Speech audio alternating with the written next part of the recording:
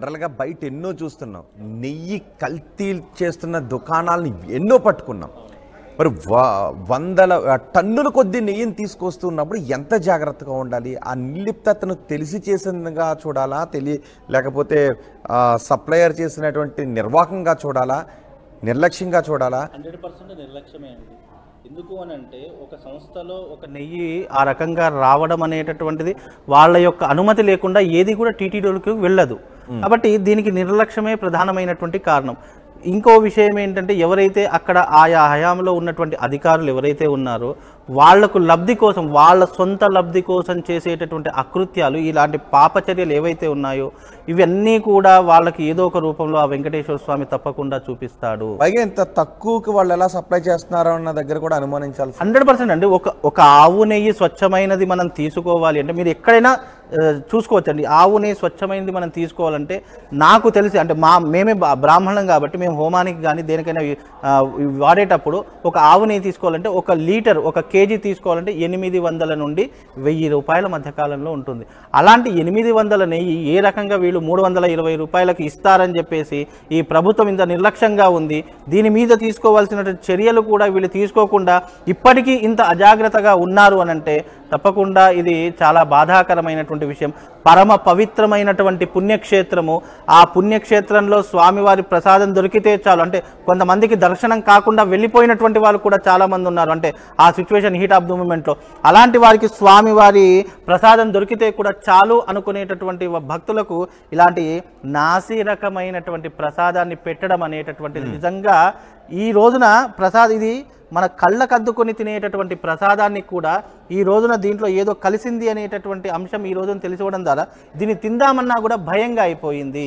Correct. ఇలాంటివి తినడం ద్వారా ఈ ఆరోగ్య సమస్యలతో పాటు మనం భగవంతుడి మీద ఉన్నటువంటి భక్తిని కూడా పోగొట్టుకున్న వాళ్ళం అవుతున్నాం కదా. భగవంతుడికి అంత అపచారం జరిగింది, మనం అయ్యో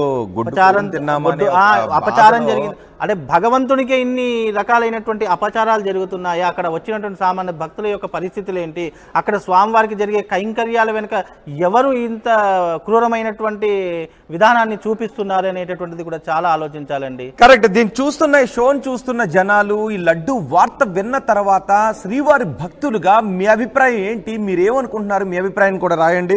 మధ్యలో చాలా మంది రాస్తూ ఉన్నారు, అభిప్రాయం వ్యక్తం చేసిన ఇతర దేవాలయాల దగ్గర కూడా కొంత కల్తీ జరుగుతుంది, ఆ లడ్డును కూడా చేయండి. మధ్యలో జ్యోతిష్కులు వచ్చి జ్యోతిష్యం చెప్పండి అంటున్నారు.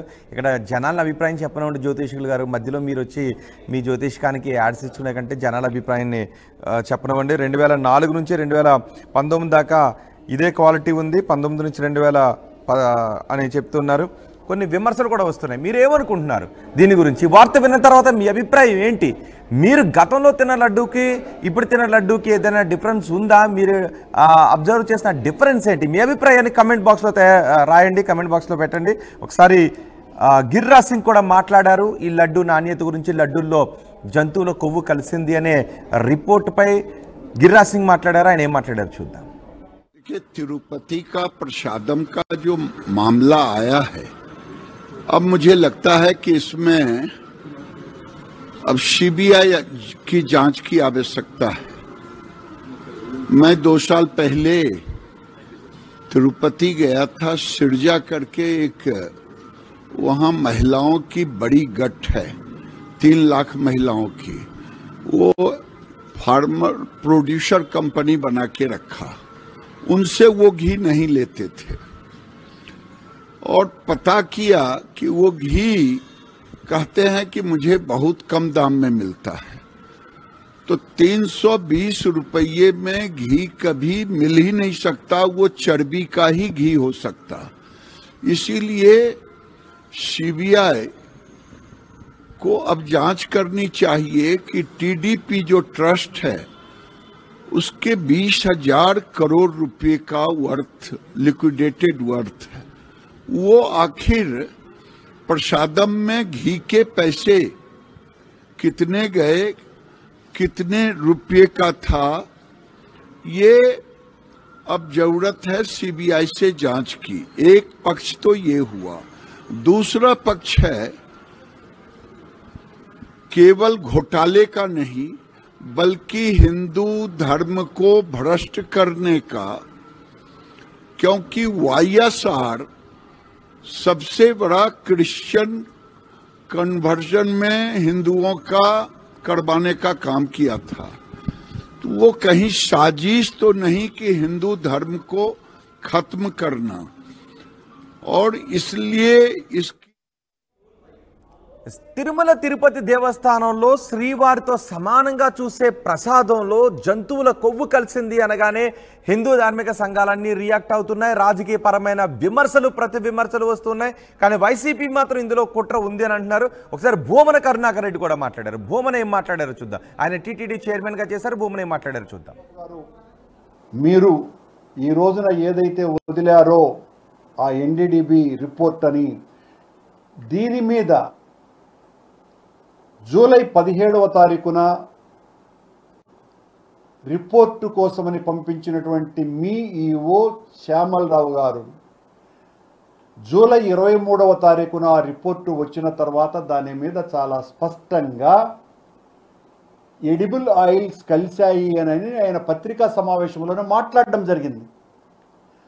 ఆ రిపోర్టునే ఈ రోజున మీరు తారుమారు చేసి ఈ రోజున యానిమల్ ఫ్యాట్ కలిసినటువంటి రిపోర్టు ఎన్డీడీబీ ఇచ్చిందని మసిపూసి మారేడికాయ చేసి దాన్ని మరింతగా వేల సంవత్సరాల చరిత్ర కలిగినటువంటి వెంకటేశ్వర స్వామి ఆలయానికి అప్రతిష్ట, అపచారము, అనాచారము కలిగే విధంగా ఈ రోజున మీ పార్టీ పనితీరు వ్యవహరించింది. మేము ఛాలెంజ్ చేస్తున్నాం.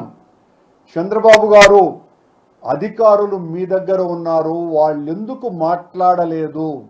ఈ ఈఓ శ్యామలరావు గారు ఆ రిపోర్టును గురించి 23వ తారీఖునే రిపోర్టు వచ్చినప్పుడు గౌరవనీయమైనటువంటి అధికారిగా ఉన్నటువంటి ఆ వ్యక్తి ఎందుకు మాట్లాడలేదు? నిన్న మీరెందుకు మాట్లాడడం జరిగింది? మాట్లాడిన తరువాత ఈ ఫేక్ రిపోర్టును ఈ రోజెందుకు బయటికి లాగినారు? వీటన్నింటి మీద విచారణ జరిపించవలసిందిగా ఒక సిట్టింగ్ జడ్జి చేత విచారణ జరిపించవలసిందిగా మేము కోరుతున్నాం. దీనికి సుప్రీంకోర్టు జడ్జి ద్వారానే విచారణ జరపవలసినటువంటి అవసరాన్ని గుర్తు చేస్తున్నా. ఎందువల్లంటే ఇది మామూలు ఆషామాషి వ్యవహారం కాదు. టీటీడీ మాజీ చైర్మన్ కూడా చెప్తున్నారు దీనిపై సుప్రీంకోర్టు సిట్టింగ్ జడ్జితో విచారణ జరిపించండి అని. కొన్ని కామెంట్స్ వస్తూ ఉన్నాయి. సిబిఐతో కూడా విచారణ జరిపించండి అని చెప్తున్నారు. మరి శ్రీవారి భక్తులుగా మీరేమనుకున్నారు? ఎటువంటి విచారణ జరగాలి? దీనిపై మీ అభిప్రాయం ఏంటి? మీ అభిప్రాయాన్ని కామెంట్ బాక్స్లో రాయండి. సుభాష్ శర్మ గారు, ఎటువంటి విచారణ చేయాలి? దీనిపై ఇక మీదట జరగాల్సింది ఏంటి? తప్పకుండా దీని మీద చర్య అనేది తీసుకోవాలండి మొట్టమొదటిగా. ఎందుకు అనంటే ఇప్పుడు ఒక వీడియో మనం చూసాము. చంద్రబాబు నాయుడు గారు దీంట్లోకి వచ్చి మాట్లాడారు అని చెప్పేసి బయట కూడా మనం చూసాము. అంటే ఇప్పుడు ఒక వ్యవస్థలో గతంలో జరిగినటువంటి వ్యవస్థను ఏదైనా బయట పెట్టాలంటే అది అధికారులతోనే సాధ్యపడుతుంది. అలాంటిది ఇప్పుడు మనం ఇన్ని రోజులు లేనటువంటి విధంగా ఈ రకంగా సడన్గా వచ్చేసరికి భక్తులందరూ కూడా భయభ్రాంతులు అయిపోతున్నారు. ఎన్నో రకాలుగా ఈ ప్రసాదంలో కూడా ఇంత కల్తీ జరిగితే భగవంతుడి దగ్గరికి మేము ఏ రకంగా వెళ్ళాలి? ఏ రకంగా మేము భగవంతుని అర్చించాలి? ఆయనకు పెట్టే ప్రసాదంలోనే ఇన్ని కల్తీలు జరుగుతున్నాయంటే సామాన్యమైనటువంటి ఇప్పుడు అన్నదానాలు జరుగుతాయి, అక్కడ ఎన్నో రకాలైనటువంటి భోజనాది సదుపాయాలు ఏర్పడతాయి. మరి అందులో ఎంత కల్తీ ఉండవచ్చు? ఇలా అనేక అనుమానాలు చెలరేగడానికి కూడా ఇదొక ఆధారంగా మారిపోతూ ఉంటుందండి. అలాగే సిబిఐ కానీ లేదు అంటే అక్కడ ఉన్నటువంటి ప్రభుత్వ అధికారులు కానీ తప్పకుండా దీని మీద చర్య తీసుకోవాలి. తప్పకుండా ఎంక్వైరీ వేయాలి. దీని మీద చేసే దీనిలో ఉన్నటువంటి ఇప్పుడు ఏదైతే ఈ యొక్క మనకు స్టేట్మెంట్ వచ్చిందో దీంట్లో ఇన్ని రకాలైనటువంటి ఆయిల్స్ కలుస్తున్నాయి అనేటటువంటిది అది కూడా వాస్తవం లేకపోతే కేంద్ర ప్రభుత్వం ఇదేదో ఆషామాషి వ్యవహారం ఉన్నటువంటి వాళ్ళు ఇచ్చింది కాదు కదండి. కేంద్ర ప్రభుత్వం ఇచ్చినటువంటి సర్టిఫికేట్ని కూడా వీళ్ళు తారుమారు చేశారు అని అంటే కనుక మనం ఏదైనా దేని ఆధారంగా డాక్యుమెంటరీ ఎవిడెన్స్నే మనం నమ్ముతాము. అలాగే ఇప్పుడు వచ్చింది డాక్యుమెంటరీ ఎవిడెన్సే కదా, దీన్ని కూడా నమ్మలేదు. ఇదేదో కుట్రపూరితంగా జరిగింది అంటే కనుక దీనికి మనం ఏం చేయలేమండి. అంటే ఇంకెటువంటి అపచారాలు జరుగుతున్నాయి టీటీడీకి సంబంధించి? చాలా రకాల విమర్శలు వస్తూ ఉంటుంటాయి. అవునవును. అంటే తిరుపతిలో ఎన్నో రకాలైనటువంటి అపచారాలు, అంటే ప్రసాదంలోనూ అపచారాలు, తినే భోజనంలోనూ కల్తీలు, అలా అక్కడే మనం తాగే నీళ్ళల్లో కూడా కల్తీలు అనేటటువంటి ఏర్పడుతున్నాయండి. అంతటి దుశ్చర్యలకు పాల్పడుతున్నారంటే నిజంగా ఇది చాలా బాధాకరమైనటువంటి విషయం. తిరుపతికి మనం ఎందుకు వెళ్తామండి? స్వామివారు ఉన్నారు, స్వామివారి దగ్గరికి వెళ్తే ప్రశాంతత దొరుకుతుంది అనేటటువంటి వాళ్ళు కొంతమంది, మరికొంతమంది స్వామివారి దగ్గరికి వెళ్తే నాకు కష్టాలు తీరిపోతాయి అనేటటువంటి వాళ్ళు కొంతమంది. ఇలా అనేక రకాలైనటువంటి కోరికలతో వెళ్ళినటువంటి భక్తులకు ఇలాంటి ప్రసాదమా మనం ఇచ్చేది? స్వామివారి ప్రసాదం దొరికితే చాలు, అది ఎన్నో జన్మల పుణ్యము అనుకునేటటువంటి ఒక సామాన్యమైనటువంటి భక్తులకు కూడా ఈ రకమైనటువంటి నాసికర ప్రసాదాన్ని ఇచ్చి వాళ్ళ యొక్క మనోభావాలతో వీళ్ళు ఆటలాడుకుంటున్నారు.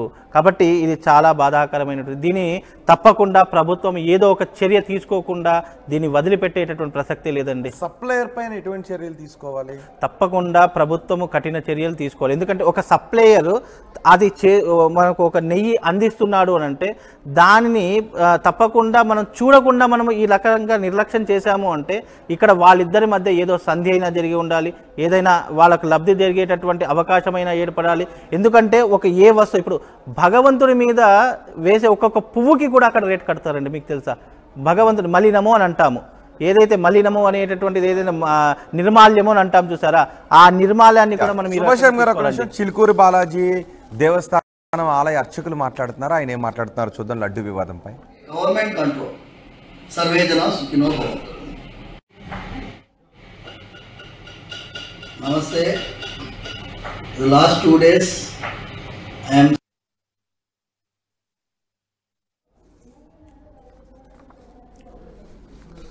రైట్. సో కొన్ని సందర్భాల్లో అంటే కొంతమంది చెప్తూ ఉన్నారు టీటీడీలో చేస్తున్న వాళ్ళే జరగలేదు, ఎప్పుడు కూడా ఈ ఇయర్లో కూడా జరగలేదు, వైసీపీ పాలన కూడా జరగలేదు. కొన్నిసార్లు వెజిటేబుల్ ఫ్యాట్స్ కలిసినట్టుగా ట్యాంకర్లో గుర్తించిన తర్వాత వాటిని వెనక్కి పంపేశామన్నారు. సో వెజిటేబుల్ ఫ్యాట్స్ కూడా కలవకూడదు, రైట్? కేవలం ఆవు నెయ్యి మాత్రమే రావాలి. ఆవు నెయ్యి కాకుండా ఇంకేదైనా వెజిటేబుల్ ఫ్యాట్ కలిసినా యానిమల్ ఫ్యాట్ కూడా కలవడానికి అవకాశం ఉన్నట్టే. అంటే ఎంత ధైర్యంగా కేవలం నెయ్యి మాత్రం పంపించాల్సినటువంటి ట్యాంకుల్లో వెజిటేబుల్ ఫ్యాట్ మాత్రం పంపిస్తాడు? అవునండి. అంటే ఇక్కడ వాళ్ళ యొక్క నిర్లక్ష్యం కూడా అండి, మన ప్రభుత్వమే కదా, ఏం చేస్తుంది కదా అనేటటువంటి ఆశ ఉండవచ్చు. అలాగే వీళ్ళను లూజ్గా వదిలేస్తే మనకేదైనా లబ్ధి దొరకవచ్చు అనేటటువంటి ఆశలు ఉండవచ్చు. ఇలా తిరుపతి దేవస్థానంలో జరుగుతున్నటువంటి కేవలం లడ్డు ఒకటే ఇప్పుడు మన దగ్గరికి వచ్చిందండి. దీని తర్వాత అనేక రకాలైనటువంటి విషయాలు బయటపడతాయి చూడండి. అంటే కొంతమంది భయపడి కొంతమంది ముందుకు రాకపోవచ్చు. ఇప్పుడు దీనికి ఆధారం చేత ఎంతో మంది మళ్ళీ ముందుకు వచ్చి అక్కడ జరుగుతున్నటువంటి ప్రతి ఒక్క కల్తీ విషయాలు కూడా మనకు. ఒకసారి రమణ్ గారు వచ్చారండి, రమణ్ గారు మళ్ళీ అందుబాటులోకి. రమణ్ గారితో మాట్లాడదాం. రమణ్ గారు, ఓకే, రమణ్ గారు ఉన్న చోట సిగ్నల్ ప్రాబ్లం ఉన్నట్టుంది. ఓకే, ఫైనల్గా కంక్లూడ్ చేద్దాం. యా, ఇప్పుడు ఏం చేయాలి? భక్తులు మనోభావాలు ఇకపైన దెబ్బతినకుండా, అయ్యో తిరుమల దేవస్థానం ప్రసాదం చూసిన తర్వాత గతంలో నేను తిన్నానా, ఇప్పుడు తింటుందైనా మహాప్రసాదమైన, ఇది అపచారం జరగని ప్రసాదమైనా, కల్తీ లేని ప్రసాదమైనా అని అనుకోవాలి అంటే ఏం చేయాలి? ప్రభుత్వం ఆల్రెడీ చర్యలు తీసుకుంటున్నామని చెప్తుంది. ఇప్పుడు ఏది ఏమైనా భగవంతుని ముందర పెట్టింది ప్రసాదమే అండి.